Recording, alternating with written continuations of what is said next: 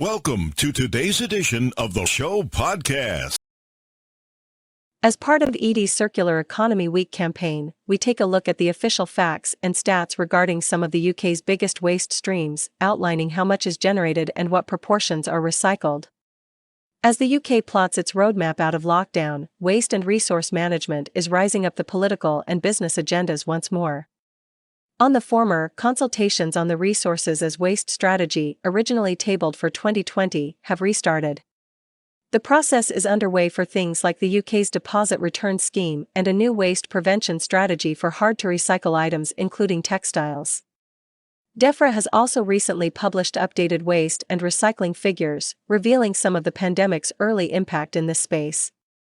With this in mind, Edie takes a snapshot-style overview of the UK's waste production and management statistics across 5 prominent material streams. Packaging and plastics from homes. Plastic has been one of the most high-profile materials, and, indeed, broader environmental, topics in recent years. Despite logistical challenges with refill and recycling during lockdown, compounded with delays in policy-making, the appetite for change seems to have remained strong. Figures from DEFRA last March revealed that the UK reused or recycled 46.2% of the plastic packaging it produced in 2017. This put the nation well ahead of the EU's minimum rate requirement at the time 22.5%. Moreover, the amount of plastic put into recycling bins at home has gradually been increasing in recent years, with a 5.3% year-on-year increase between 2018 and 2019. DEFRA believes this is more attributable to improved recycling behaviors that increased plastic consumption. But DEFRA's recently published figures on all household waste and recycling set alarm bells ringing for many green groups and businesses. A report from the department, published earlier this month, revealed a minimal 1% year-on-year increase in the UK's recycling rate and a minimal 0.4% decrease in household waste produced on a per capita basis. The overall recycling rate for household waste stands at 45.5%. In comparison, Germany's rate is 67%. Even when energy from waste is added, less than half 48.5% of the UK's household waste is accounted for despite a target to cover 50% with recycling alone by 2020. It is worth noting that the UK government does not publish unified recycling statistics for all plastics, encompassing, for example, packaging used in homes and businesses alongside plastics used upstream in businesses. There is little data on, for example, plastics used in agriculture or in logistics. Bodies including the British Plastics Federation and Flexible Packaging Consortium have been urging ministers to develop more concrete plans to increase the UK's plastics recycling capacity post-Brexit. At the same time, groups like the Environmental Audit Committee (EAC) have been urging changes to the Environment Bill, Resources and Waste Strategy (RWS) and tax system that would help the UK adopt a waste hierarchy at all for plastics at all levels.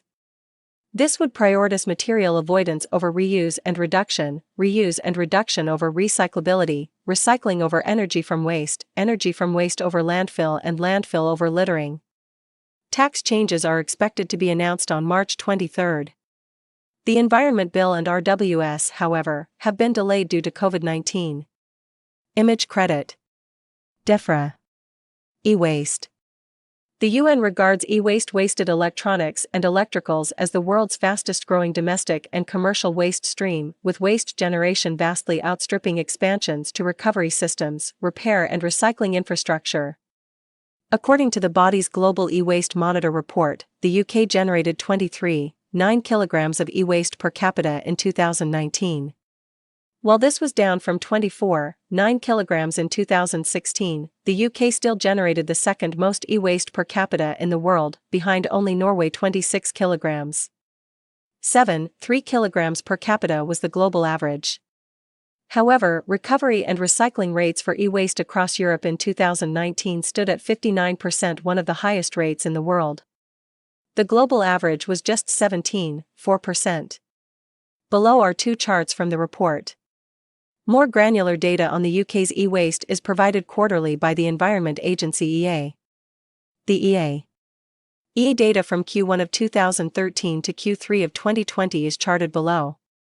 Find more statistics at Statista.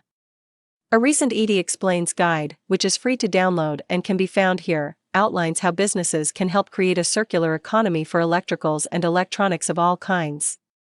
Food waste. RAP estimates that the UK wastes around 9.5 million tons of food every year. This figure accounts for waste that is generated post-Farmgate. While farms are not included, the figure includes households, manufacturers, hospitality and food service, retail and wholesale.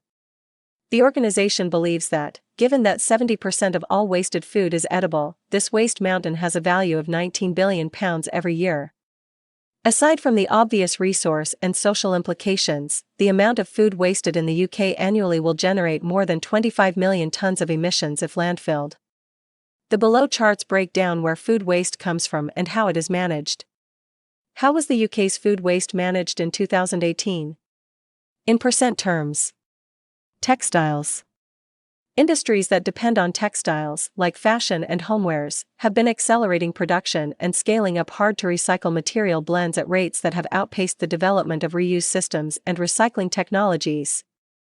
According to the Ellen MacArthur Foundation, only 1% of textiles produced each year for fashion are successfully recycled in true closed-loop fashion. 73%, meanwhile, is burned or landfilled. The below charts outline how much textile waste is produced each year, on a per capita basis, in nations including the UK, and what proportion of this waste is currently reused or recycled. Overall, the UK produced 206 for 50-plus tons of textile waste in 2019. Construction, demolition and excavation. While the waste streams covered above are some of the biggest and fastest growing, in the UK and overseas, in terms of waste from households WFH, the bulk of the UK's overall waste mountain is not WFH. WFH accounts for around 14% of the annual national waste footprint, the same proportion as waste from commercial properties and projects. Waste from construction, demolition and excavations, meanwhile, accounts for some 59%. DEFRA's UK Waste Statistics paper states that the UK is on track to meet its target to recover at least 70% of non-hazardous waste from these sources by the end of 2020. This is an ambition detailed in the EC Waste Framework Directive. However, it does not provide data on waste generation and recovery rates after 2016, so only time will tell whether the target has been met. The latest data available is charted as below.